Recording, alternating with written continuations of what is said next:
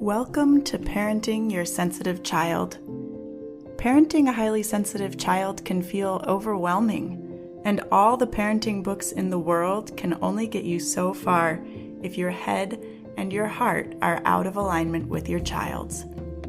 I'm your host, Julia McGarry. Let's create a new parenting paradigm.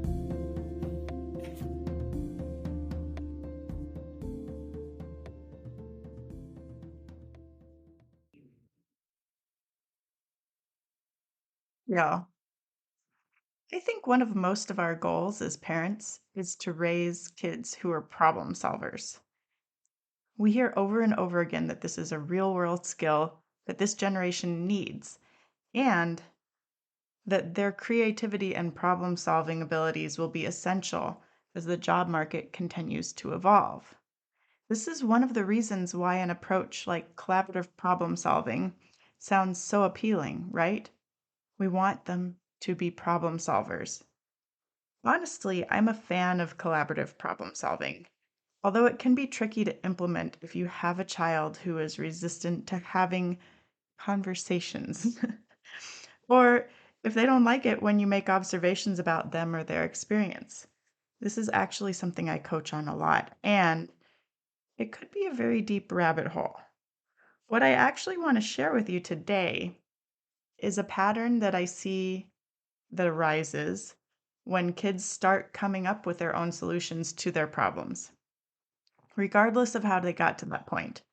It's also super common for adults, so it's important to understand this on many levels. When you understand it for your kids, though, you can recognize when they're doing it and then help them decide whether it actually is the best strategy or if they might need a different approach. So, what strategy am I talking about? It's the strategy of changing your circumstances. If you think about it, it's often the default solution when we're facing challenging circumstances. We're uncomfortable in a situation, we look for a way out. If we don't like our boss, we start looking for new jobs or try to find ways to avoid them. For our kids, it might look like coming to us to get us to make their siblings stop doing something that's annoying them, or wanting to change schools if their best friend stops talking to them.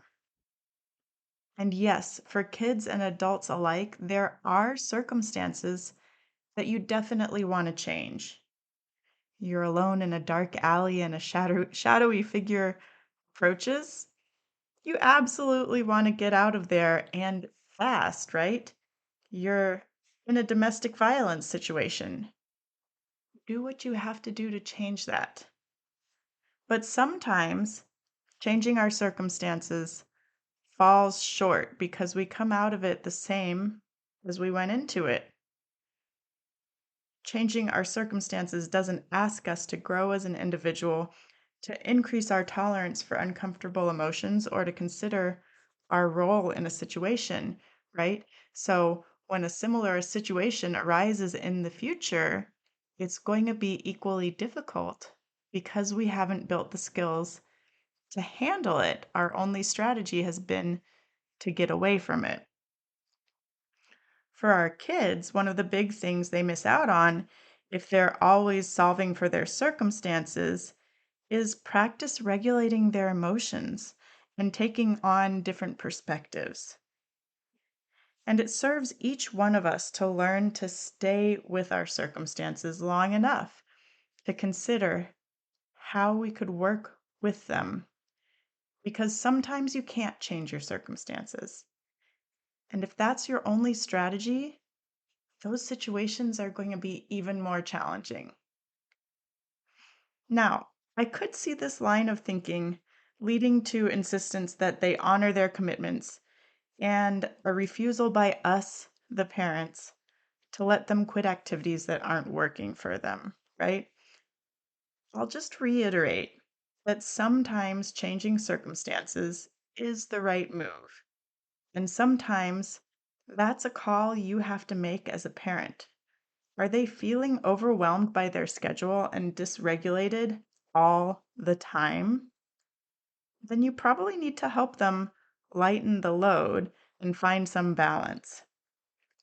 They won't be able to problem solve beyond fleeing their circumstances if their nervous system is constantly activated and they never get a break.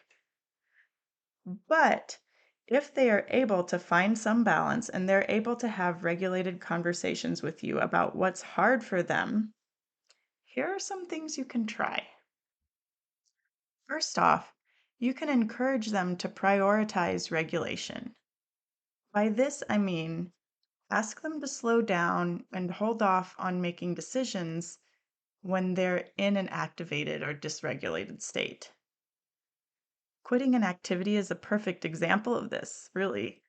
Often the desire to quit comes up when it's time to transition to that activity. It may be the case that the activity is, in fact, stressful or unpleasant, but it might also be that the transition is stressful or unpleasant. You can tell them, listen, I hear you. You don't want to go. That is a conversation we can have. We just need to have it when we're both feeling calm. And we need to have it when we aren't about to walk out the door to go to the activity. They may hear that and proceed to air their grievances about said activity. This is not a problem. You can tell them that you're here to listen and you want to hear all about it, and you're still going to go to the activity this time. Another approach that can be helpful when you are having a regulated conversation is to remind them that the solution they come up with has to work for everyone. If they are unhappy with their after school program, for example, and their solution is to quit and start taking the bus home and be a latchkey kid, that might work great for them, but it might not work for you. They may need your support in finding ways to tolerate the after school program if that truly is your only option. Another approach you can try is to be very direct and honest with them. Tell them, I've noticed you're working really hard to find solutions to your challenges lately. You've gotten really good at coming up with alternatives for situations that feel hard for you. And this is an important skill to have. I think we're ready to start working on adding some other tools to your toolkit because sometimes there are going to be uncomfortable situations that you can't change. We need to figure out how to move through those when they come up, and I'm here to help you do that. If you're working with a very logical kid, this might be exactly what they need to hear to start to appreciate some of the self regulation strategies you've already shared with them. Finally, you can start talking to them about and helping them identify what's in their control versus what's out of their control. They can't control whether their sister hits them, and they can't make her go away, but they can control their reactions, at least to some extent. They can recognize that hitting her back won't get her to stop, but focusing on staying calm can diffuse the situation or help them recognize that they can ask for help, right? So, those are a few different ways that you can approach this. There are so many because this comes up in so many different ways. It takes so many different forms, right? We as humans often default to trying to get out of uncomfortable situations, to trying to change our circumstances so that we feel better. And the more we can recognize when this is happening for ourselves, for our kids, the more we can begin to explore other strategies and learn skills that help us be okay even when things feel hard, right? I hope this has been helpful for you. Keep in mind that you really do get to decide how to help your child expand their repertoire here. The most important thing is that you recognize this strategy and this strategy of changing their circumstances, and that you can see when it's become their default. I hope you have a calm week. I'll talk to you in the next episode. Do you feel like you're parenting 24/7 and you're still not sure your child is getting what they need?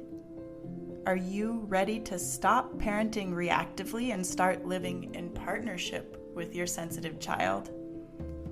Are you ready to reclaim time for yourself and time for your dreams? Then you're going to want to explore coaching with me.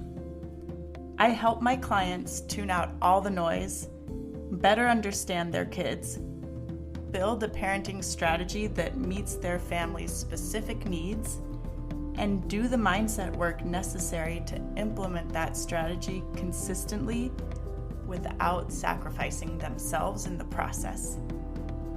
To get started, just head over to partnerpath.com, click on coaching, and get your free consultation set up. Let's get to know each other.